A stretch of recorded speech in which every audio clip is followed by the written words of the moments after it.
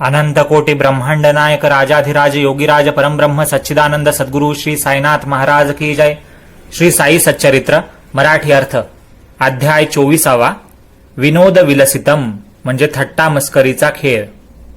श्री गणेशाला नमस्कार असो, श्री सरस्वती देवीला नमस्कार असो, श्री गुरु महाराजांना नमस्कार असो, श्री कुलदेवतेला नमस्कार असो, श्री सीता व श्री रामचंद्र यांना नमस्कार असो, श्री सद्गुरु साईनाथांना नमस्कार असो। मागच्या अध्यायात दयेचा सागर श्री साईनाथ थट्टा मस्करीत देखील कशी शिकवण देत असत ते सांगेल असं मी मागच्या अध्यायात वचन दिलं होतं। सांगेन हा मीपणाचा ताठा आहे असं म्हणणं म्हणजे सद्गुरूच्या चरणी मीपणा टाकून शरण असावे, म्हणजे कथा आपोआप सांगितली जाईल। श्रोत्यांनी ती आदरपूर्वक ऐकावी। सदा कलंकरहित आणि पापरहित असलेले साधू सज्जन महापुरुष ढगांशिवायच्या स्वच्छ आकाशाप्रमाणे शुद्ध आणि कोणत्याही वाईट आचरणाशिवायचे असतात। साई महाराजांचे भजन स्वार्थ आणि परमार्थ हे दोन्ही प्राप्त करण्याचे साधन आहे, तसेच आत्मस्वरूपाकडे लक्ष लावून जीवाला समाधान देणारे आहे। ज्यांच्या मनात आपले हित साधायचे असेल त्यांनी या कथेबद्दल पूज्य भाव धरावा, म्हणजे श्रेष्ठ आनंद भोगायला मिळेल आणि जीवाचे सार्थक होईल। ही कथा श्रवण केल्याने श्रोत्यांच्या आत्म्याला शांती मिळेल, संसाराबद्दलची कारणाशिवायची भीती दूर होईल, परमानंदाचा लाभ होईल आणि मरणोत्तर चांगली अवस्था किंवा जन्म हातोहात प्राप्त होईल। साई समर्थ दुसऱ्या माणसाच्या मनातल्या गोष्टी जाणणारे असल्याने भक्तांच्या भावनेचा हेतू ओळखून त्यासाठी जरूर ते आपले कर्तव्य पूर्ण करून दिलेल्या वचनांची फेड करतील। साई समर्थच माझ्या बुद्धीला प्रेरणा देणारे आहेत, तेच आपल्या वचनांचा आशय माझ्याकडून वदवून घेतात, बोलवून घेतात। माझ्या बुद्धीप्रमाणे स्वार्थ आणि परमार्थ साधून देणारा त्याचा तात्पर्य अर्थ म्हणजे सारांश मी कथन करेल। आंधळे किंवा रातांधळे म्हणजे ज्यांना रात्री दिसत नाहीत असे नसताना देखील डोळे चांगले असून देखील लोक आंधळे असतात। देहबुद्धीचा योगाने त्यांना आपले हित कळत नसते। देहबुद्धीचा योग म्हणजे देह हाच आपला आत्मा आहे, आपण देहच आहोत, अशा ज्या भ्रमात राहतात त्यांना आपले स्वतःचे हित कळत नसते। हा देह तरी कसा आहे त्याचा क्षणाचाही भरवसा नाही। आपल्या पुढे मी उपरण्याची झोळी पसरून कळकळीची विनंती करतो की एक क्षण या कथेची गोडी चाखा, म्हणजे ही गोष्ट ऐका। थट्टा विनोदाची सर्वांनाच आवड असते, परंतु बाबांची ती थट्टा विलक्षण तऱ्हेची होती। थट्टेतून सुद्धा ते सर्वांच्या कल्याणाचे सारच ऐकणाऱ्यांच्या मनात ठसवत असत। लोक थट्टा करणाऱ्याच्या नादी लागत नसतात, परंतु बाबांच्या थट्टेसाठी मात्र सवकलेले म्हणजे चटक लागलेले लोक असत। म्हणजे लोकांना हवीशी वाटत होती गोष्ट की साई कधी गंमत करतील, थट्टा करतील, विनोद करतील आणि त्यातून काय शिकायला मिळेल असं। आपल्या वाट्याला ती कधी येईल साईंची थट्टा याची ते लोक, तिथले शिर्डीतले लोक आवडीने वाटच पाहत असत। थट्टा बहुधा कोणाला आवडत नसते, परंतु ही बाबांची थट्टा लोकांना फार आवडत असे। त्यातून तिला जेव्हा हावभाव आणि अंगविक्षेप यांची जोड मिळत असे तेव्हा तिचा हेतू लगेच साधला जात असे। सहजपणे प्रयत्नाशिवाय केलेला अभिनय, हसरा चेहरा आणि डोळ्यांच्या गमतीदार चेष्टा यामुळे जेव्हा त्यात रुचीची भर पडते तेव्हा म्हणजे इंटरेस्ट वाढतो, तेव्हा थट्टेच्या सर्व गोष्टींचे गोडीचे वर्णन करणे अशक्य होत असे। आता माझ्या अनुभवाची नाविन्यपूर्ण आणि थोडी उपदेशाची एक गोष्ट सांगतो, असं हेमाडपंत लेखक आहेत ते आपल्याला सांगताय। थट्टेतून परमार्थाची शिकवण कशी उद्भवली त्याचे गौरवपूर्ण वर्णन ऐका। प्रत्येक रविवारी शिर्डीत आठवड्याचा मोठा बाजार भरतो। उघड्यावर तंबू ठोकून खरेदी विक्रीचा व्यवहार चालतो। तेथेच मग रस्त्यावर भाजीपाल्याचे ढीकच्या ढीक पडतात आणि तेली व तांबोळी, तांबोळी म्हणजे विड्याचे पानं विकणारा जो असतो त्याला म्हणतात तांबोळी, यांचे समुदाय चौरस्त्यावर बसतात, म्हणजे चौकात बसतात विकायला। अशा एका रविवारी दुपारी मी बाबांपाशी त्यांचे पाय दाबत बसलो असताना आश्चर्यकारक गोष्ट घडली। दुपारचा तो दरबार नेहमीच फार खच्चून भरत असे। त्यातून रविवार आणि बाजाराचा दिवस असल्याने पुष्कळ लोकांची अनिवार्य गर्दी लोटली होती। बाबांच्या समोर उजव्या बाजूला बसून खाली मान घालून नामस्मरणासह मी हळूहळू त्यांचे पाय दाबत होतो. माधवराव डाव्या हाताला आणि वामनराव उजव्या हाताला होते आणि श्रीमंत गोपाळराव बुट्टी त्यांच्या नेहमीच्या जागी बसलेले होते. काकासाहेब दीक्षितही तेथेच बसलेले होते. तितक्यात माधवराव हसले आणि म्हणाले, का अण्णासाहेब, हे दाणे कसले चिकटलेले दिसत आहेत? असे म्हणत त्यांनी माझ्या कोटाच्या, म्हणजे हेमाडपंत जे लेखक आहेत त्यांच्या, ते स्वतःचा अनुभव सांगताय की त्यांच्या कोटाच्या बाहीला बोटाने स्पर्श केला तर त्या कोटाच्या वळकट्यांमधून म्हणजे ज्या घड्या होत्या चुरगळलेल्या त्याच्यातून दाणे आढळले. ते कसले म्हणून पाहू जाता आणि डावे कोपर लांब करता खाली फुटाणे गडगडत येताना, पडताना आणि मंडळी ते टिपताना दिसले. मंडळींनी टिपून टिपून गोळा केले ते 5-25 फुटाणे भरले आणि तेच थट्टेला कारण झाले. हे असे कसे घडले यावर मंडळींचे तर्क चालले. जो तो विचारात गर्क झाला. फुटाण्यांचा कोटाशी कसा संपर्क झाला याचे सगळ्यांना आश्चर्य वाटले. खाकी कोटाच्या वया त्या किती आणि त्यात हे एवढे 25 दाणे राहिले तरी कसे, ते कोठून कसे आले हे कोणालाही निश्चितपणे कळेना. मी नामस्मरणी लय लावून लक्ष ठेवून बाबांचे पाय चेपत असताना हे मध्येच फुटाण्याचे आख्यान कोठून उत्पन्न झाले. इतका वेळ सेवा करत होतो तेव्हा हे का मुळीच पडले नाहीत? इतक्या वेळ ते तिथेच कसे राहिले याचे सगळ्यांच्या मनाला आश्चर्य वाटले. ते फुटाणे कोठून आले, कोटाच्या बाहीच्या वळीत ते अडकून कसे राहिलेत याचे जो तो आश्चर्य करू लागला. तेव्हा मग बाबा काय म्हणाले ते ऐका. बोध देण्याच्या म्हणजे शिकवणूक देण्याच्या अनेकांच्या अनेक वेगवेगळ्या पद्धती असतात. साई महाराज ज्याची जशी पोहोच किंवा ज्याची जशी प्रगती समज असेल त्याप्रमाणे त्याला शिकवण देत असत. त्यांची पद्धत विलक्षण होती आणि त्यांची रीत फार मजेची आणि आठवणीत ठेवण्याजोगी होती. दुसरीकडे पाहिल्याचा किंवा ऐकल्याचा अनुभव मला नाही. साईबाबा काय म्हणाले की या हेमाडपंताला एक एकटे खाण्याच्या आवडीची वाईट सवय आहे. आज बाजाराचा दिवस साधून हा भरपूर फुटाणे खाऊन आला. एक एकटे खाणे बरे नव्हे, पण याची खोड मला माहीत आहे. हे फुटाणेच त्याची साक्ष आहेत. त्यासाठी उगाच आश्चर्य कशाला करायचे, असं साईबाबा म्हणाले. त्यावर मी म्हटले, म्हणजे हेमाडपंत सांगतायत की ते काय म्हणाले. हेमाडपंत म्हणाले की कोणाला दिल्याशिवाय एकटे खाणे माझ्या मनाला ठाऊक नाही. या वाईट सवयीची वार्ता मला लागू केली तरी लागणे शक्य नाही. बाबा, मी आज या घटकेपर्यंत शिर्डीचा बाजारच पाहिलेला नाही. तेथे गेलो तरच फुटाणे घेणार ना, आणि खाण्याची गोष्ट तर मग नंतरच. दुसऱ्या कोणाला फुटाणे एक एकटे खाण्याची गोडी असेल, परंतु मला तशी खोडी नाही. दुसऱ्या कोणाला आधी थोडी दिल्याशिवाय कोणती वस्तू मी तोंडात टाकत नाही, असं हेमाडपंत साईंना म्हणाले. त्यावर मग एखाद्याची आपल्या पायी भक्ती जडवण्याची बाबांची युक्ती पहा. माझे स्पष्टीकरण ऐकून, म्हणजे हेमाडपंताचे स्पष्टीकरण ऐकून ते काय म्हणाले तिकडे लक्ष द्या. साईबाबा हेमाडपंतांना म्हणाले की जवळ असेल त्याला तू देतोस, पण कोणी नसेल तर तू तरी काय करणार? मी सुद्धा अशा परिस्थितीत काय करणार? पण मला आठवतोस का? मी नाही का तुझ्या जवळ? मला एखादा घास देतोस का जेव्हा जवळ तुझ्या कोणी नसतं तेव्हा? अशा प्रकारे फुटाण्याचे केवळ निमित्त करून बाबांनी एक कायम टिकणारे तत्व ठसवले. इंद्रिय अधिष्ठित इतर देवता, प्राण, अपान आदी पंचप्राण आणि गार्हपत्यादी पंच अग्नी यांना फसवून, म्हणजे यांच्या प्रित्यर्थाची कर्मे टाळून देवता, प्राण, अग्नी, वंचन आणि वैश्वदेव यानंतर, म्हणजे रोज भोजनापूर्वी अग्नीला जी आहुती देण्याचा विधी आहे त्या विधीनंतर, वैश्वदेवानंतर अतिथीला सोडून, जो अतिथी असतो, पाहुणा असतो, त्याला सोडून जे लोक जेवण करतात त्यांचे ते अन्न दूषित समजावे, म्हणजे ते खाण्यालायक नाही असं समजावं. हे दिसायला अगदी लहान तत्व आहे वाटेल, परंतु व्यवहारात लावले तर ते अतिशय महत्वाचे आहे हे लक्षात येईल. जिभेने घेण्याबद्दल म्हणजे तोंडाने काही खाण्याबद्दल जे सांगितले ते फक्त किंचित लाक्षणिक सांगणे झाले. खऱ्या अर्थी हे 5ही विषयांसाठी आहे. 5 विषय म्हणजे शब्द, स्पर्श, रूप, रस, गंध.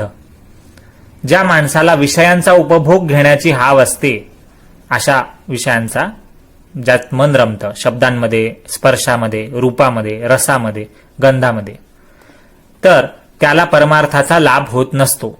विषयांवर जो ताबा मिळवतो त्याचा परमार्थ दास होतो.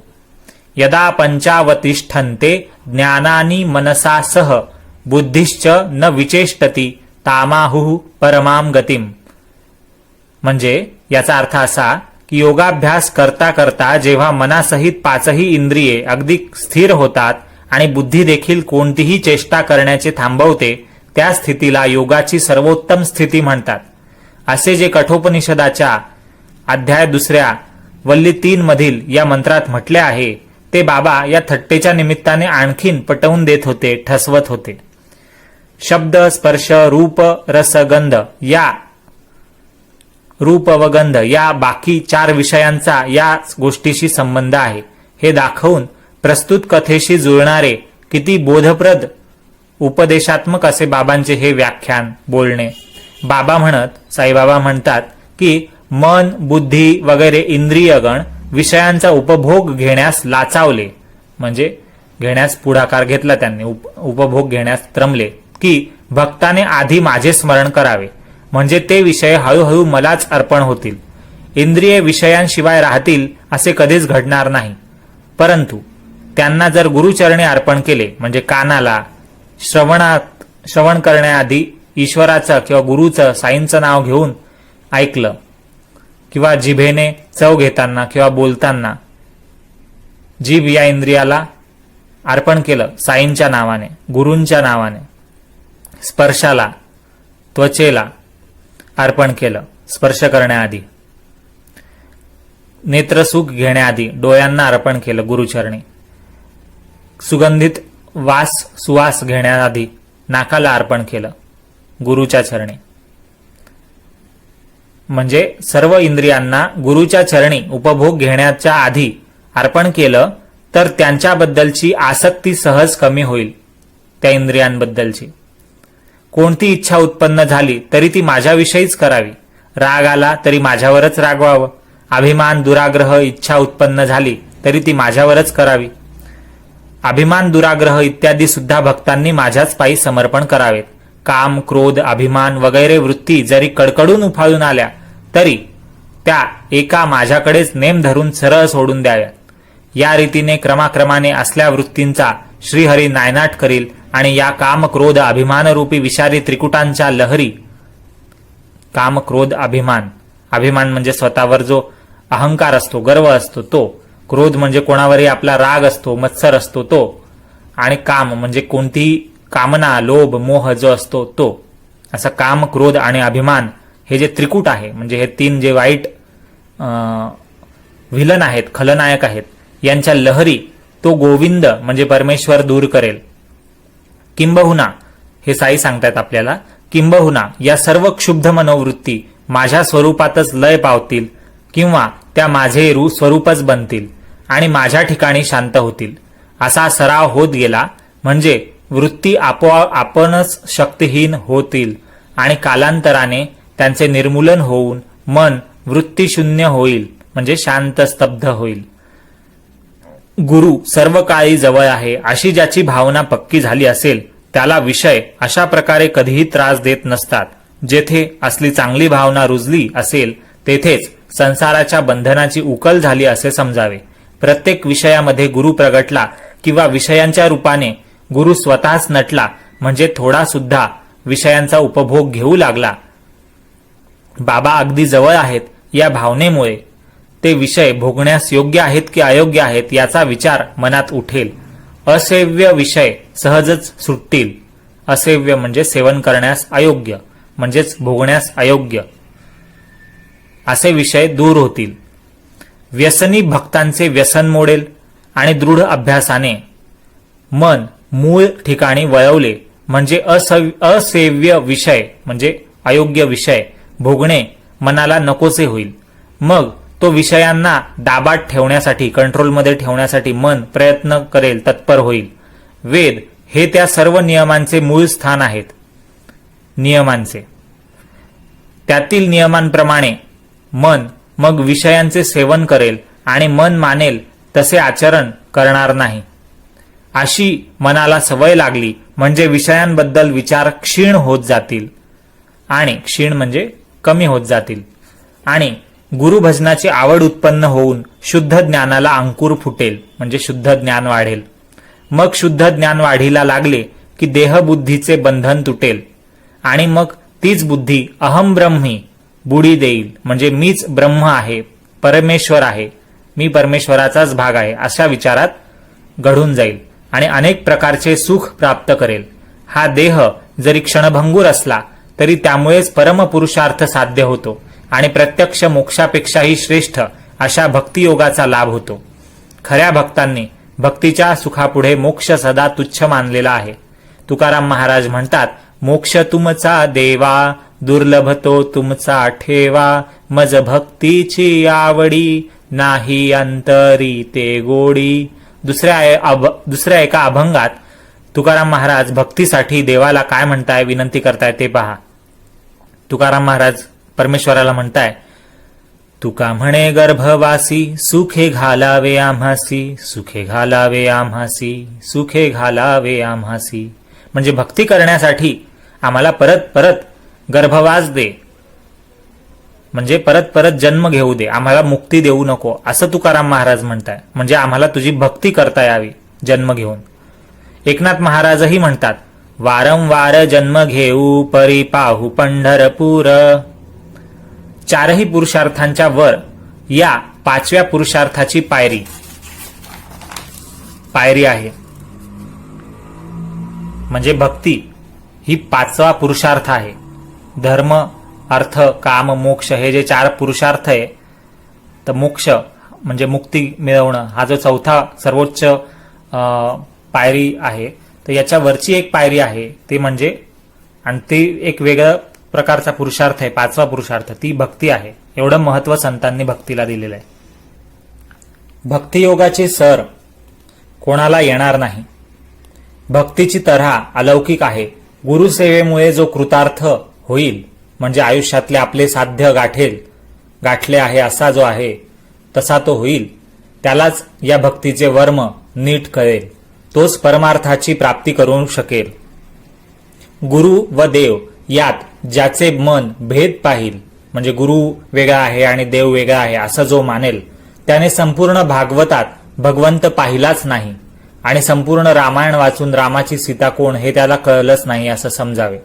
म्हणून वेगळेपणा पाहण्याचे सोडून गुरु आणि देव हे एकच जाणावेत. दोषरहित गुरुसेवा घडली म्हणजे विषयांबद्दलची लालसा मुळासकट नाश पावेल. चित्त शुद्ध आणि पापरहित होईल आणि आपले पवित्र व तेजस्वी रूप प्रगट होईल. मनात प्रबळ इच्छा झाली तर फुटाणे काढणे हा तर बाबांचा हातचा मळ असेल. एवढेच काय, पण काळ वेळ न लागता त्याहून विलक्षण खेळही साईबाबा करतील. लोकात प्रचलित असलेला नजरबंदीचा प्रयोग, जादूचा प्रयोग करणारा जादूगार केवळ पोट भरण्याच्या आकर्षणामुळे मोह पाडणारी हाडाची कांडी फिरवून पाहिजे ते पदार्थ काढतो, जादू करतो. परंतु साईनाथ हे अलौकिक जादूगार आहेत. त्यांच्या खेळाचे केवढे सामर्थ्य! मनात आले तर एका क्षणात असंख्य फुटाणे ते काढतील. पण या कथेचे सार काय याचाच आपण विचार करूया. पाचापोटी कोणताही विषय बाबांशिवाय सेवू नये. म्हणजे कोणतंही कर्म करणं, खाणं, ग्रहण करणं, सेवन करणं, ऐकणं, बोलणं, पाहणं, वास घेणं, स्पर्श करणं, कोणत्याही काम करताना इंद्रियांचा जिथे उपभोग आहे ते करताना आधी साईबाबांसाठी आपण हे करतोय, साईबाबांना अर्पण करतोय, त्यांच्यासाठी, त्यांच्या आनंदासाठी आपण हे सगळं इंद्रियांचा भोग घेतोय असा विचार करून अन्न ग्रहण करावं किंवा काही पण काम करावं. ही शिकवण जर मनाला दिली तर वेळोवेळी काही देता घेता साईंच्या चरणांची आठवण होईल आणि नियमानुसार विषयांचे सेवन करण्याकडे लक्ष राहील. या शुद्ध ब्रह्माची सगुण मूर्ती डोळ्यासमोर निश्चितपणे राहील साईंची, आणि भक्ती, मुक्ती व विरक्ती यांचा उदय होईल आणि परमश्रेष्ठ अवस्थेची म्हणजे मोक्षाची प्राप्ती होईल. बाबांचे सुंदर रूप डोळ्यांनी पाहून संसारातील इच्छा, वासना नाहीशा होतील आणि ऐहिक सुखांचे भान राहणार नाहीत आणि मनाला समाधान लाभेल. ओवी आठवू जाता आठवत नाही, परंतु जात्यावर दळण्यासाठी बसल्यावर ओवी आठवते. तशीच हरभऱ्याच्या दाण्याची म्हणजे फुटाण्याची गंमत सांगत असताना सुदाम्याची कथा आठवली. एकदा बलराम, श्रीकृष्ण आणि सुदामा विद्यार्जनासाठी म्हणजे ज्ञान ग्रहण करण्यासाठी, शिकण्यासाठी सांदीपनी गुरूंच्या आश्रमात राहिलेले असताना कृष्ण आणि बलराम यांना जंगलातून, अरण्यातून लाकडे आणण्याच्या कामासाठी पाठवण्यात आले. गुरुपत्नीच्या आज्ञेने श्रीकृष्ण आणि बलराम अरण्याकडे निघाले. तो त्यांच्या मागे लगेच सुदाम्याला पाठवला. त्याच्यापाशी गुरुपत्नीने चणे दिले आणि अरण्यात फिरताना भूक लागली तर हे चणे तुम्ही तिघेही खा, असं गुरुपत्नीने सुदाम्याला सांगितलं. पुढे रानात कृष्ण भेटला आणि सुदाम्याला म्हणाला की दादा तहान लागली आहे, असं कृष्ण म्हणाला सुदाम्याला. परंतु सुदाम्याने फुटाण्याची गोष्ट केली नाही. उलट कृष्णाला तो काय म्हणाला ते ऐका. कृष्णाला म्हणतो आहे सुदामा की अनशापोटी पाणी पिऊ नये, म्हणजे पोटात काही अन्न घेतल्याशिवाय पाणी घेऊ नये. थोडा विसावा घे मग पाणी पी. परंतु सुदामा हे चणे खा असं श्रीकृष्णाला म्हणाला नाही. नंतर कृष्ण सुदाम्याच्या मांडीवर विसाव्यासाठी आडवा झाला. मग कृष्णाचा डोळा लागलेला पाहून सुदामा चणे खाऊ लागला. तेव्हा कृष्ण जागा होऊन म्हणाला की दादा काय हो खाता, हा कसला आवाज येतोय. पण सुदाम्याने उत्तर दिले की येथे खायला काय आहे रे, थंडीने दात थुडथुड वाजत आहेत, दात कुडकुडत आहेत. तोंडाने धड विष्णू सहस्त्रनामही स्पष्ट घेता येत नाहीये. सुदाम्याचे असे उत्तर ऐकून सर्व साक्षी परात्पर सर्वश्रेष्ठ परमात्मा श्रीकृष्ण म्हणाला त्याला की हो, खरोखर मलाही तसंच स्वप्न पडलं. एकाची वस्तू दुसरा खात असताना त्याला एकाने विचारले की काय खातोस रे. त्याने उत्तर दिले की काय खाऊ, माती. त्यावर वाग्देवता तथास्तु म्हणाली. वाग्देवता म्हणजे सरस्वती, जे बोलेल ते होतं, ती देवता. त्याने म्हणलं माती खाऊ का. त्यावर ती वाग्देवता तथास्तु म्हणजे तसंच हो असं म्हणाली. अरे हे स्वप्नच बरे का दादा, मला टाकून तुम्ही कधी काही खाल का, काय खाता, हा प्रश्न सुद्धा मी स्वप्नाच्या नादात तुम्हाला विचारला, असं सुदाम्याला श्रीकृष्ण म्हणाला. पूर्वाश्रमी सुदामजीला कृष्णाची ही लीला ठाऊक असती तर त्याच्या हातून ही चूक घडली नसती आणि त्याचा परिणाम भोगावा लागला नसता. तो परिणाम तरी काय साधारण होता. 18 विश्व अत्यंत दारिद्र्य सुदाम्याला पुढे भोगावं लागलं, कारण त्याने कृष्णाला स्वतःजवळ असलेलं वाटून खाल्लं नाही म्हणून. फुटाणे, चणे. म्हणून जे लोक एकेकटे खातात त्यांनी हे लक्षात ठेवावे. साक्षात कृष्ण परमात्मा ज्याचा सखा असा हा सुदाम्यासारखा भक्त नीतीस यत्किंचित पारखा झाल्यामुळे, म्हणजे थोडंसं सदाचाराने थोड्या प्रमाणातही नियम मोडला त्यामुळे त्याला संसारात जोराचा फटका बसला. पण त्याच सुदाम्याने पुढे आपल्या पत्नीने स्वतःच्या कष्टाने मिळवलेले मुठभर पोहे कृष्णाला प्रेमाने अर्पण केल्यावर कृष्णाने प्रसन्नचित्त होऊन त्याला ऐश्वर्याने तृप्त केले. असो, आता आणखी एक बोध देणारी गोष्ट सांगतो. आधी ती थट्टेच्या आनंदाचे सुख देईल आणि मग शेवटी मुख्यत्वे करून उपदेशपर ठरेल, म्हणजे त्यातून काहीतरी शिकता येईल. पहिले ती गमतीची गोष्ट वाटेल. कोणाला परमार्थाचा उपदेश आवडतो, कोणाला तर्काचा युक्तिवाद आवडतो, म्हणजे लॉजिक पाहिजे असतं. कोणाला थट्टा विनोद आवडतो, म्हणजे जोक ऐकायचे असतात. एकूण सगळ्यांना आनंदी आनंद हवा असतो. या गोष्टीत सुद्धा एक थट्टाच होती. एक बाई आणि एक बुवा हट्टाला पेटले, म्हणजे हट्ट करत होते की साईंच्या दरबारात तंटा माजला. परंतु काही बट्टा न लागता तो तंटा म्हणजे ते भांडण सुटलं. ही कथा सुद्धा मोठी रसाळ आहे आणि श्रोत्यांना पुष्कळ आनंद देणारी आहे. भक्त एकमेकांशी भांडत असताना हास्यरस उत्पन्न होईल, म्हणजे 9 रसांपैकी 5वा रस. 9 प्रकारचे रस असतात. रस म्हणजे लिक्विड नाहीये, रस म्हणजे भाव आहे. 9 रस म्हणजे 9 प्रकारच्या भावना. त्यात बिभत्स आहे, कारुण्य आहे, शांत आहे, रौद्र आहे, हास्य सुद्धा आहे. तर असे वेगवेगळे 9 रस असतात नाट्यशास्त्रात, ज्याच्यातून आपण आपली भावना व्यक्त करतो. अशा 9 प्रकारच्या भावना असतात, त्यांना 9 प्रकारचे रस म्हटलं जातं. तर त्यातला एक हास्य रस आहे. तर हास्य रस उत्पन्न होईल म्हणजे हसू येईल तुम्हाला, म्हणजे एक आनंद वाटेल अशी गोष्ट आहे किंवा विनोद आहे यात. भक्त दामोदर घनश्याम ज्यांचे आडनाव बाबरे होते, परंतु अण्णा चिंचणीकर हेच ज्यांचे प्रचारातले नाव होते. म्हणजे बाबरे आडनाव होतं, पण त्यांना अण्णा चिंचणीकरच असं म्हणत होते लोक.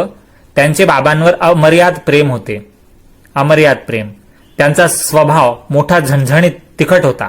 चिडचिड स्वभावाचे होते ते कोणाची भीडभाड धरत नसत, कोणाला घाबरत नव्हते बोलताना.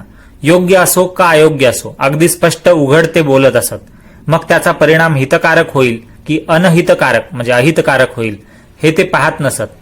अण्णासाहेब चिंचणीकर. अण्णांचा स्वभाव जितका कडक तितकाच सज्जन आणि सत्वगुणांनी युक्त होता. त्यांच्या डोक्यावर जणू काय भरलेली बंदूकच होती. तिच्या कानात ठासण्याची दारू चिकटवली की ते लगेच आगीचा डोंब उसळत असत. म्हणजे त्यांना थोडं कोणी काही सांगितलं, त्यांच्या कानावर काही इकडून तिकडून काही आलं आणि ते त्यांना पटलं नाही, तर ते लगेच आगपाखड करायचे, उलटसुलट बोलायचे. कोणतेही काम ते तडकाफडकी करत असत, म्हणजे घाईने लगेच करत असत. त्यात उधारीची वार्ताच नसे. म्हणजे आज करू उद्या करू असं कधीच नव्हतं. कोणाची पर्वा न करता त्यांचा रोखठोक व्यवहार असे अण्णा चिंचणीकरांचा. एखाद्या वेळी विस्तव हातात धरता येईल, पण अण्णा त्यापेक्षाही अति कडक स्वभावाचे होते. असे असूनही त्यांचा स्वभाव अगदी निष्कपटी होता. म्हणजे ते कधीच कोणाला दुखवायचे नाही, धोका द्यायचे नाही, प्रामाणिक राहायचे. म्हणूनच साईबाबांचे त्यांच्यावर प्रेम होते. असेच एकदा दुपारी मशिदीत भरलेल्या दरबारात कठड्यावर डावा हात ठेवून बाबांची स्वारी बसले होती. म्हणजे साईबाबा बसले होते. बाबा असे तटस्थपणे बसत असत. तटस्थपणे म्हणजे त्यांना आजूबाजूला काय चाललंय याचं काही भानच ते नाही असं ते दाखवायचे. म्हणजे त्यांच्याच ईश्वराच्या सेवेच्या कृपेच्या किंवा भक्तांच्या उद्धाराच्या चिंतेत ते त्याच कामात स्वतःला विसरून गेलेले अशा अवस्थेत राहायचे, समाधी अवस्थेत. मग नकळत भक्तांमध्ये भांडणे लावून देत असत साईबाबा आणि रागावणं रुसणं संपलं की शेवटी दोन्ही बाजूंना समजावून शांत करत असत. कोणी बाबांची कूस दाबून म्हणजे काखेखालची बाजू जे आपल्या बरगड्या असतात त्या म्हणजे फुफ्फुसांची साईडची बाजू, तर ती बाजू दाबून कोणी पाय हळूहळू चेपून तर कोणी पाठ पोट दाबून बाबांची नाना प्रकारे सेवा करत असत. बाबा बालब्रह्मचारी होते, ऊर्ध्वरेते होते, शुद्धाचारी होते. ऊर्ध्वरेते म्हणजे आमरण स्त्री संग न केलेले न करण्याचे व्रत घेतलेले, म्हणजे स्त्री सोबत संबंध नाही, किंवा मारुतीप्रमाणे वीर्य कधीही स्खलन न होता सदोदित वर चढलेले असणारे असे होते. म्हणजे ब्रह्मचारी होते. पुरुष व स्त्री या सर्वांना सेवा चाकरी करू देत असत.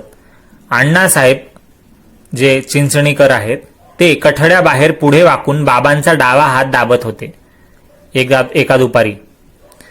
तर उजव्या बाजूची परिस्थिती कशी होती ते स्वस्थ चित्ताने ऐका. साईबाबांच्या उजव्या बाजूला तिकडे बाबांच्या चरणी अनन्य भक्ती असलेली एक बाई होती, जिला बाबा आई म्हणत असत आणि इतर लोक मावशीबाई म्हणत असत. तिचे मूळ नाव वेणूबाई होते आणि आडनाव होते कौजलगी. वेणूबाई कौजलगी. तिला साईबाबा आई म्हणायचे आणि बाकीचे लोक तिला मावशीबाई म्हणायचे. तर त्या मावशीबाईच्या साई चरणी अनुपम सर्वश्रेष्ठ भाव तिचा होता. साईंच्या चरणी अण्णांची पन्नाशी उलटली होती. तोंडात दात नव्हते. मावशीबाई देखील वयस्कर होती. म्हणजे दोघेही थोडे असे पोक्त वयोवृद्ध असेच होते. या दोघांमध्ये तंटा उद्भवला. ते दोघं सेवा करत होते साईंची दोन बाजूंनी, म्हणजे त्यांचे हातपाय चेपणं वगैरे. तर तेव्हा काय झालं भांडण त्यांचं ते ऐका. अण्णा आपल्या कुटुंबासह बाबांची सेवा करत असत. कुटुंब म्हणजे पत्नीसोबत. अण्णांची जी पत्नी आहे त्या पत्नीसोबत साईंची सेवा अण्णा नेहमी करत असत. मावशीबाई विधवा होत्या. म्हणजे मावशीबाई दुसरीकडून सेवा करत होत्या साईंची, तर त्या स्वतः विधवा होत्या. त्यांचे पती निधन पावले होते, वारले होते. बाबांचे पोट आणि काखेखालच्या दोन्ही बाजू दाबताना मावशीबाईंना श्वासोच्छ्वास आवरता येत नव्हता. मावशीबाई मनाच्या निर्मळ होत्या आणि साईबाबांची सेवा करण्याची त्यांची शक्ती दांडगी होती. दोन्ही हातांनी पीळ देऊन बाबांचे पोट त्या मळून काढू लागल्या. पाठीमागून ओटीपोटापर्यंत बाबांना दोन्ही हातांनी धरून ताक करण्याच्या मथनी किंवा रवीप्रमाणे घुसळण्याप्रमाणे ताक घुसळतात तसं त्या मावशीबाई साईबाबांना दाब दाबून घुसळू लागल्या. बाबा सुद्धा हय हुई हाय करत नव्हते. जणू काय त्यांना काही त्रासच वाटत नव्हता. साईंना दाबण्याची विलक्षण तऱ्हा होती. पोट व पाठ सपाटच होत असे. या सर्वांचे मूळ जरी मावशीबाईचे बाबांवरचे प्रेमच होते, तरी पाहणाऱ्याच्या मनात दयाच उपजत असे की बाबांच्या शरीराचे काय हाल होत असेल असं वाटून त्या मावशीबाईचे असे दाबण्याची तऱ्हा पाहून. परंतु आपल्यावरचे हे निष्कपट प्रेम पाहून बाबा ही अनुत्तम म्हणजे उत्तम नसलेली सेवा भक्तांना आपली सदा आठवण राहून त्यांचे कल्याण व्हावे म्हणून स्वतः स्वीकारत असत. सेवा आपली एवढी काय मोठी तपश्चर्या की ज्यामुळे हा संतांचा सहवास आपल्याला लाभावा. परंतु साईच दीनांवर म्हणजे गरिबांवर निसंशय प्रेम करणारे आहेत. ते भक्तांची उपेक्षा म्हणजे अपमान करत नसत. काय त्या हेलकाव्याची कुसरी म्हणजे ती मावशीबाई काय घुसळून घुसळून पोट वगैरे दाबायची साईंचं, म्हणजे खाली वर हलण्याची तिचं काय कौशल्य होतं. कुसरी म्हणजे कौशल्य, स्किल. बाबा खाली वर हालत आणि मावशीबाई पण तशीच हालत होती साईंचं पोट वगैरे चेपताना. सेवेची खरेच हे आश्चर्यकारक तऱ्हा होती ही. अण्णा दुसरीकडे होते डाव्या बाजूने साईंच्या. ते अण्णा पुढे वाकलेले होते पण हालत नव्हते. बाई आपल्या सेवेत अगदी गढून गेली होती, म्हणजे तिचं दुसरीकडे लक्षच नव्हतं. त्यामुळे तिचे तोंड खालीवर होत होते. अशा वेळी मग काय प्रकार घडला तो पहा. साई सेवेच्या आनंदात पोट मळताना म्हणजे पोट चोळताना खाली वर होत असताना बाईचे तोंड अण्णांच्या तोंडासमोर आले. ती संधी पाहून आधीच मोठी थट्टेखोर असलेली मावशीबाई म्हणाली, काय हो अण्णा इश्कबाज, आधी माझा मुका मागता, माझा मुका घ्यायला पांढऱ्या केसांची लाज नाही का वाटत? मावशीबाई असं बोलल्यावर अण्णांनी आस्तन्या वर सरकावल्या आणि म्हणाले, मी इतका थेरडा झालो? तो अगदी काच मूर्ख वेडा असेन, तूच तोंडाला तोंड लावून माझ्याशी भांडायला तयार झालीस, असा अण्णा मावशीबाईला बोलले. बाबांना दोघांविषयी मनापासून काळजी होती. त्यांच्यात भांडण लागलेले पाहून दोघांनाही शांत करण्यासाठी साईबाबांनी एक नामी युक्ती केली. ते प्रेमाने म्हणाले, अरे अण्णा, उगाच का हा दणाना मांडलास? आपल्या आईचा मुका घेण्यात गैर काय आहे बरे? हे ऐकून ते दोघेही मनात लाजले. थट्टेचे शब्द आपल्या ठिकाणीच राहिले आणि प्रेमपूर्वक हास्याची उकळी फुटली. थट्टा सगळ्यांनाच फार आवडली. पाहू जाता ही गोष्ट लहान आहे, परंतु मर्म जाणणारे श्रोते तिची गोडी चाकतील. म्हणजे त्यांना कोणाला आपल्या जागी गप्प कसे बसवावे याचे अनेक प्रकार हातोहात दिसू लागतील. माय लेकरात जशी प्रीती असते तशी प्रेमाची भावना या दोघात असली तर हे भांडण उद्भवलेच नसते आणि क्रोधाची भावना उठलीच नसती. चापकाने मारल्यावर जोराने हसू येते आणि फुलांच्या वर्षावाने सपाटून रडू येते. मनावर उठणाऱ्या शोक, आनंद वगैरेंच्या लहरी मनाच्या कल्पनेवर व किंवा समजुतीवर अवलंबून असतात. याचा अनुभव कोणाला आलेला नाही. खरेच बाबांच्या युक्तीची कमाल आहे. वेळेवर योग्य ते बोल बोलतात की ज्यामुळे ऐकणाऱ्यांची मने शांत होतात आणि ते त्यापासून बोध घेतात. असेच एकदा मावशीबाई बाबांचे पोट रगडत असताना त्यांची ती अतिरेकता पाहून म्हणजे अतिशय शक्तीने साईंचं पोट घाईने रगडताना पाहून, पोट चोळताना पाहून एका परमभक्ताच्या मनात कळकळ, दया आणि चिंता उद्भवली आणि तो म्हणाला की बाई दया करा, ही काय अंग दाबण्याची तऱ्हा? हृदयात थोडी तरी कीव धरा, बाबांच्या स्नायूंच्या नसा तुटतील ना. एवढे शब्द कानी पडताच बाबा आपल्या जागेवरून उठले आणि हाताने आपला सटका उचलून त्यांनी तो जमिनीवर जोराने हाणला. बाबांचा संताप अनावर झाला. विस्तवाच्या निखाऱ्यासारखे चमकणारे त्यांचे डोळे सभोवार फिरू लागले आणि म्हणजे त्यांच्या समोर कोण उभा राहील? मांजराची बुबुळे जशी अंधारात चमकतात तसेच बाबांचे डोळे दिवसा चमकू लागले. डोळ्यांच्या ज्वाळांनी आता सृष्टीच जाळून टाकतील की काय असे वाटले. मग त्यांनी सटक्याचे एक टोक 2 हातात धरले आणि पोटाच्या खळगीत खोचले. दुसरे समोर खांबात रोवले आणि खांबाला घट्ट मिठी मारली. सटका 1.25 हात लांब होता. तो सबंध पोटात शिरला साईंच्या आणि आता स्फोट होऊन बाबांचा प्राणच जाईल की काय असे वाटले. खांब पक्का जमिनीत रोवलेला होता, तो काय हलेल? बाबा जवळजवळ सरकत गेले आणि त्यांनी खांबाला घट्ट आवळून धरले.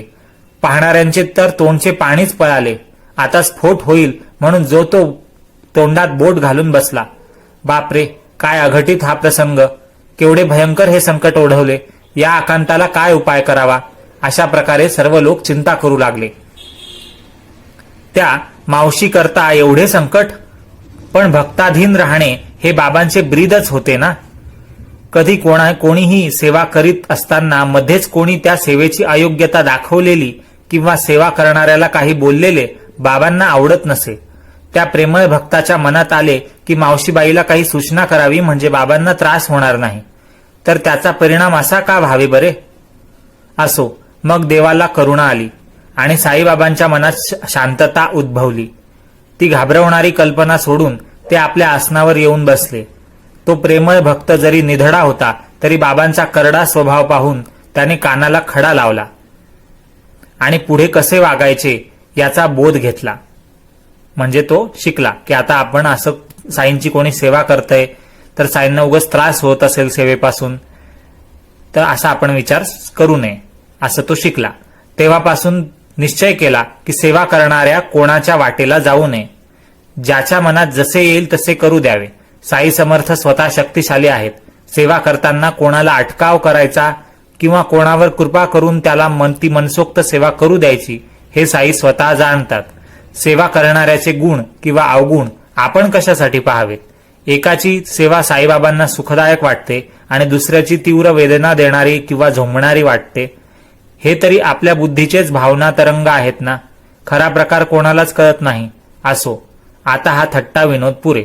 घेणारा यापासून बोध घेईलच. साईंच्या कथेचा स्वाद आणि वास भ्रमररूपी म्हणजे भुंग्यासारखा भक्त सेवन करोत.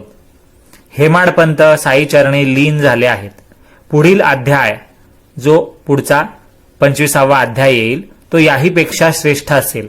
दयेचा सागर साईबाबा भक्त दामोदराची इच्छा पूर्ण करतील. तोही मोठा चमत्कार आहे. दामोदर संकटाने फार त्रासलेले होते. त्यांना आपल्यासमोर बोलावून त्यांची मनाची अस्वस्थता बाबा घालवतील पुढच्या अध्यायात. सर्वांचे कल्याण असो. अशा प्रकारे संत व सज्जन यांनी प्रेरणा केलेल्या, भक्त हेमाडपंत यांनी रचलेल्या श्री साई समर्थ यांच्या सत्यचरित्राचा विनोद विलसितम नावाचा 24वा अध्याय समाप्त झाला, संपूर्ण झाला.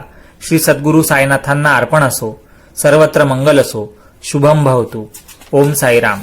यानंतर पुढचा भक्त अभिष्ट संपादनम म्हणजे भक्ताला त्याचे मनोवांछित आणि कल्याण प्राप्त करून देणे या नावाचा जो 25वा अध्याय आहे आणि त्यात साईबाबा काय लीला करतात, कोणत्या भक्तांवर कसा अनुभव साई देतात, त्यांना त्यांच्या संकटातून त्यांना मुक्त कसं करतात आणि त्यांचं कल्याण कसं करतात, हे आपण उद्या 9 वाजता रात्री पाहणार आहोत या 25व्या अध्यायात. गुड रीडिंग चॅनलला सबस्क्राईब करा म्हणजे येणाऱ्या सर्व नोटिफिकेशनसाठी बेल आयकॉन दाबल्यावर तुम्हाला पूर्वसूचना मिळत राहतील. जेव्हाही केव्हा काही स्तोत्र किंवा स्तोत्रांचे अर्थ, आरत्यांचे अर्थ आणि वेगवेगळ्या पुस्तकांचे, धार्मिक ग्रंथांचे आपले मराठीतले अर्थ तुम्हाला त्यांच्या नोटिफिकेशन्स येणाऱ्या व्हिडिओंचे नेहमी मिळत राहतील. तुम्हाला हा व्हिडिओ कसा वाटला 24व्या अध्यायाचा हे नक्की सांगा. आणि तुम्हाला काही सुचवायचं असेल, काही माझी सांगताना त्रुटी राहिली असेल तर ती तुम्ही नक्कीच दुरुस्त करून खाली कमेंट सेक्शनमध्ये त्याबद्दल लिहा.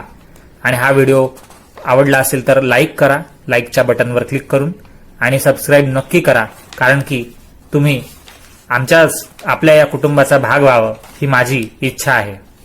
आपलं कुटुंबाच्या सदस्यांची जे वाचन करणारे आहेत, वेगवेगळे ग्रंथ वगैरे आपल्या धार्मिक लिखाण कामावर, मग ते स्तोत्र असो, स्तुतीपर गाणे असो, भजनं असो, काही असो, आरत्या असो, त्यांना समजून घेणारे जे स्टुडंट आहेत आजच्या काळाचे, तर यांना मी आग्रहाने विनंती करेन की या गुड रीडिंग चॅनलचा अनुभव घ्या आणि उपयोग करून घ्या. आणि हा व्हिडिओ नक्कीच आपल्या आप्तेष्टांना शेअर करा म्हणजे त्यांच्यापर्यंत हा व्हिडिओ पोहोचल्यावर त्यांनाही अशा पद्धतीचे आपल्या चॅनलवरच्या व्हिडिओंचा लाभ होईल आणि त्यांना काही ना काही आपल्याच ग्रंथातला अर्थ नव्याने समजायला मदत होईल. गुड रीडिंग चॅनलला नक्कीच सबस्क्राईब करा. तुमचे आभार ज्यांनी सबस्क्राईब केलेलं आहे त्यांचे. आणि ज्यांनी सबस्क्राईब केलं नाहीये त्यांनाही कळकळीची विनंती की त्यांनी लवकर सबस्क्राईब करा. तुमचे काहीही पैसे खर्च होणार नाहीयेत. फक्त तुम्हाला एकदा सबस्क्राईब या लाल रंगाच्या शब्दावर बटनावर क्लिक करायचं आहे, जेणेकरून आपण जास्तीत जास्त अधिकाधिक सदस्यांपर्यंत ऑफिशियली यूट्यूबवर कुटुंब वाढवू, आपलं सदस्यांची संख्या वाढवू शकू आणि त्यामुळे जास्त लोकांपर्यंत आपले येणारे व्हिडिओ पोहोचू शकतील. धन्यवाद.